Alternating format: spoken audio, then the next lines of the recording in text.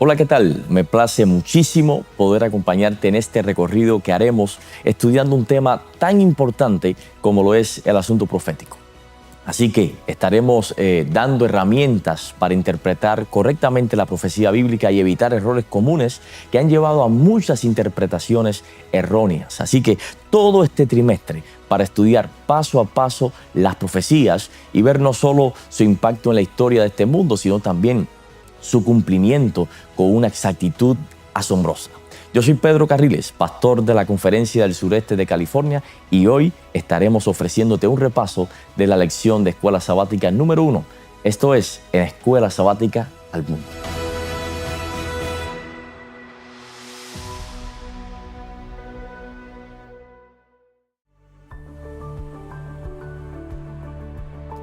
Si hay un tema en las Escrituras que apasiona muchísimo, es la profecía. Esto ha sido algo que ha caracterizado especialmente al movimiento adventista desde sus inicios. Y como adventistas seguimos el método historicista de interpretación. Ahora, ¿qué significa esto? Esto significa que vemos la profecía como un panorama continuo en la historia, donde cada evento se cumple en su tiempo desde la antigüedad hasta la segunda venida de Cristo con una exactitud extraordinaria. Por ejemplo, un ejemplo clave de este enfoque es precisamente el libro de Daniel, capítulo 2, que es la base para entender las demás profecías de este libro. Allí es donde el rey Nabucodonosor tuvo un sueño sobre una gran estatua con diferentes metales, seguro lo has escuchado, cabeza de oro que representa al imperio babilónico, pecho y brazos de plata, simbolizando al imperio medo-persia, el vientre y los muslos de bronce, representando a Grecia, las piernas de hierro, que tiene que ver con Roma, y pies de hierro y barro, figurando los reinos divididos de Europa, y la piedra que destruye la estatua, que es el reino del Dios eterno. Este mismo patrón se repite luego en Daniel capítulo 7 y Daniel capítulo 8, pero con símbolos diferentes y añadiendo detalles, pero dando el mismo mensaje. Los reinos humanos pasan, pero el reino de Dios establecerá su reino eterno. Otro detalle importante es que, a diferencia de otros enfoques que se centran más bien en conflictos geopolíticos o en ciertas regiones del mundo, nuestra interpretación profética coloca a Cristo en el centro. Ahí vemos cómo Apocalipsis nos muestra que la crisis final no será sobre guerra física, sino sobre el tema de la adoración. Por eso en Apocalipsis capítulo 14, versículo 7 dice: temer a Dios y dadle gloria, porque la hora de su juicio ha llegado, y adorad a aquel que hizo el cielo y la tierra, el mar y las fuentes de las aguas. Esto es, amigo, un llamado a adorar al Creador, dándole gloria, dándole reverencia. Y mientras el pueblo de Dios está enfocado en traer gloria a su Señor, el enemigo busca vez tras vez la manera de imponer la adoración a la bestia y a su imagen. En esto vamos a profundizar en otro momento. Ahora, una vez conociendo esto, ¿cómo puedo estudiar la profecía correctamente? Porque esto parece una cuerda floja, ¿no? Bueno, primer paso, debes estudiarla con oración y humildad. Porque no debemos imponer nuestras propias ideas o ir al texto con preconceptos o presuposiciones, sino permitir que la Biblia se explique a sí misma. La Biblia no es un libro al que debas ir sin pedir la guía del Espíritu Santo. Y esto es algo que tal vez, quizás le pueda parecer ridículo a algunos que no ven la Biblia como el libro sagrado, pero nosotros que conocemos con evidencia de fe al Dios que inspiró el texto sagrado, debemos ir a Él con la presencia, con la influencia del mismo Espíritu. Ahora, el mismo apóstol Pablo, hablando sobre este tema, dice en 1 Corintios capítulo 2, verso 14, pero el hombre natural no percibe las cosas que son del Espíritu de Dios, porque para él son locura y no las puede entender, porque se han de discernir espiritualmente. De modo que cuando no se va a la Biblia con oración, amigo, podemos caer con facilidad en manipulación del texto, porque no se puede interpretar un texto sagrado inspirado por el Espíritu Santo sin la influencia, sin la ayuda de ese mismo Espíritu.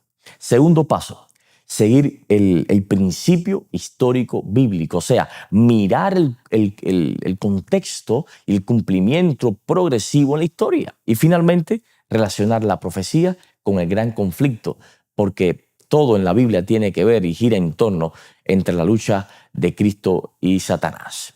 Muchas personas creen que la profecía es difícil de entender y debido a las diferencias de interpretación, en algunos casos hasta la evitan. Sin embargo, Dios dio las profecías para revelar su voluntad y guiar a su pueblo. Jesús mismo dijo en Juan capítulo 14, versículo 29, os lo he dicho antes que suceda para que cuando suceda creáis. Por lo cual sí, debemos estudiar las profecías porque es voluntad y herramienta de Dios para que su pueblo esté apercibido. Pero si no es difícil de entender, pastor, pudieras preguntar, ¿por qué hay tantas diferencias en la interpretación? Te respondo, mira, no siempre fue así. Durante los primeros siglos del cristianismo, la mayoría de los creyentes tenían una comprensión común de la profecía. Sin embargo, con el tiempo fueron surgiendo diferentes enfoques debido a aspectos divergentes, pudiéramos decir, y como resultado tenemos hoy quien dice incluso que el anticristo no es más que una metáfora, otro opina que el anticristo aparecerá en el futuro, hay quien dice que era una referencia o algo a alguien que existió en los días del Imperio Romano. Bueno, tantas opiniones.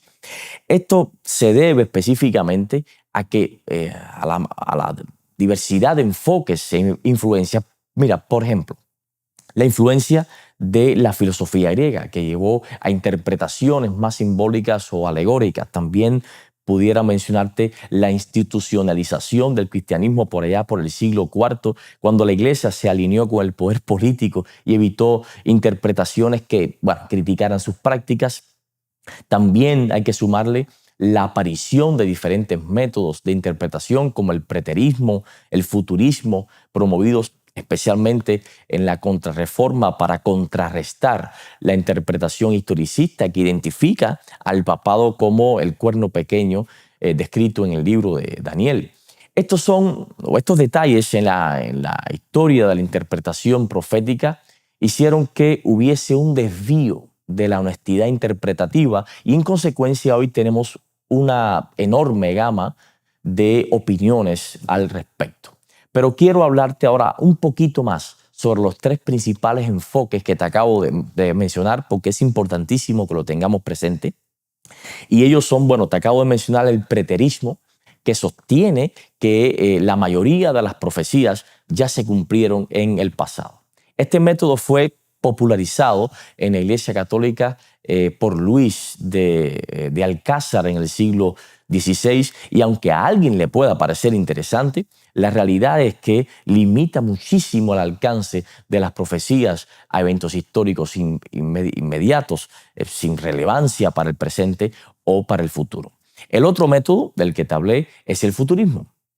Este método asegura que la mayoría de las profecías aún no se han cumplido y que sucederán en un futuro también, pero un futuro breve, pudiéramos decirlo así, especialmente en un periodo de tribulación antes del regreso de Cristo. Esto fue promovido inicialmente por Francisco Rivera, otro jesuita del mismo siglo XVI, como respuesta a la Reforma Protestante y es popularizado en los últimos siglos por movimientos dispensacionalistas como el de John Nelson Darby. Y el tercer método es el historicismo, que es el método adventista y considera que las profecías describen una línea continua de eventos desde los tiempos bíblicos hasta el tiempo del fin del mundo. Fue el método utilizado por los reformadores protestantes como por ejemplo Martín Lutero, Juan Calvino, John Wycliffe y otros. Y sigue el desarrollo histórico y bueno, enfatiza el cumplimiento progresivo de las profecías. Pero nada hacemos si, con tener todos estos métodos, el método correcto, y no tener las reglas o no tener parámetros para aplicarlo de forma efectiva. Y bueno, aquí te dejo algunos. La Biblia se interpreta a sí misma, o sea, la Escritura explica la Escritura. Por ejemplo, Daniel 7 habla de poderes mundiales, pero Apocalipsis 13 también habla de poderes mundiales similares. Otra regla importante, otra regla fundamental es que el contexto es clave. No podemos sacar una profecía de su contexto, ¿no? Es fundamental considerar el contexto histórico, incluso literario, en el que se escribió cada profecía para entenderla de manera correcta. Y gracias a este principio entendemos perfectamente que los 2300 días mencionados en Daniel 8:14 representan 2300 años que culminan en el año 1844, teniendo en cuenta el principio contextual de día por año dado allá en Números 14:34 y Ezequiel 4:6. Otra muestra de lo importante del contexto es el hecho de que Daniel 7 está escrito en arameo, la lengua franca de la época, mientras que Daniel 8 está escrito en hebreo, la lengua de Israel. Y esto indica que la profecía de Daniel 7, bueno, pues se centra en los reinos de la tierra y tiene un impacto universal, mientras que la profecía de Daniel 8 se centra en el pueblo de Dios y tiene un impacto espiritual. ¿Ves lo importante? Otro principio fundamental es que Cristo es el centro de la profecía. No porque lo diga yo, sino porque lo dice Apocalipsis capítulo 1, verso 1, cuando dice la revelación de Jesucristo que Dios le dio para manifestar a sus siervos las cosas que deben suceder pronto y la declaró enviándola por medio de su ángel a su siervo Juan. Amigo, aquí indica claramente que el propósito de la profecía es mostrarnos a Cristo y su plan de salvación para la humanidad. Por eso dice la revelación de Jesucristo. Bueno, y por último, debemos tener presente al sumergirnos en asuntos proféticos que la profecía tiene un propósito práctico. O sea, no es solo darnos información sobre el futuro, sino un llamado a la conversión, a estar preparados, tal y como lo dice Mateo 24, verso 44. Cuando dice, por tanto, también vosotros estad preparados, porque el Hijo del Hombre vendrá a la hora que no pensáis. Últimamente, el conocimiento profético ha aumentado de manera significativa y la luz aumentará mucho más porque así está profetizado. El mismo libro de Daniel, capítulo 12, verso 4, dice, pero tú, Daniel, cierra las palabras y sella el libro hasta el tiempo del fin. Muchos correrán de aquí para allá y la ciencia aumentará. O sea, el ángel le dice a Daniel que el libro debe ser sellado hasta el tiempo del fin, lo que implica que su contenido no sería completamente comprendido hasta una época futura. La frase muchos correrán de aquí para allá puede referirse quizás a una búsqueda diligente de ese conocimiento profético en las Escrituras, especialmente en relación con las profecías de Daniel. Ahora, en cuanto a la ciencia que va a aumentar o el conocimiento que aumentará, no se refiere directamente a avances tecnológicos, avances científicos, sino más bien a una mayor comprensión del mensaje profético descrito en ese libro de Daniel, que históricamente ha ocurrido en los últimos siglos, especialmente con el surgimiento del movimiento adventista del séptimo día y otros estudiosos también de la profecía, lo cual indica que ya estamos en el tiempo del fin.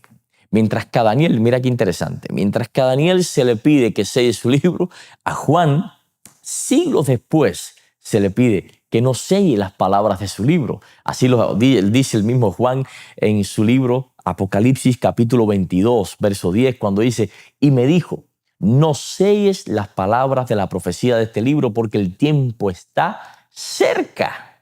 Esto sugiere que mientras Daniel contenía verdades que se revelarían con más claridad en el tiempo del fin, ahora Apocalipsis fue dado para ser entendido inmediatamente y para iluminar los eventos futuros desde la perspectiva cristiana en el tiempo del fin. O sea, si somos observadores de la historia y de la palabra, notaremos que la comprensión del libro de Daniel creció significativamente después del año 1798, tras el cumplimiento de la profecía de los 1260 años. Expositores de todo el mundo señalaron que algo importante ocurriría allá alrededor del año 1843, 1844. En medio de todo esto aparece William Miller, que fue clave en este movimiento, dando origen al adventismo y a una mejor comprensión de los mensajes de los tres ángeles. Así, el surgimiento del movimiento adventista cumple la profecía de Daniel sobre el aumento del conocimiento en el tiempo del fin. ¡Wow! ¡Qué impresionante es todo esto!, ¿verdad? Amigo, aunque hoy en día hay muchas opiniones sobre la interpretación de la profecía, la Biblia nos proporciona principios muy claros para entenderla correctamente. Dios no nos dejó las profecías para confundirnos, sino para guiarnos y darnos seguridad en su palabra. Así que, bueno, al estudiarlas con oración, con humildad, podemos comprender su mensaje y estar totalmente preparados para el regreso de nuestro Señor Jesucristo. Así que, bueno, al estudiar la palabra profética de Dios este trimestre, permitamos que la Escritura inspirada tome el control total de nuestra mente y de nuestro corazón. Amigo, te invitamos a que nos dejes tu comentario al respecto.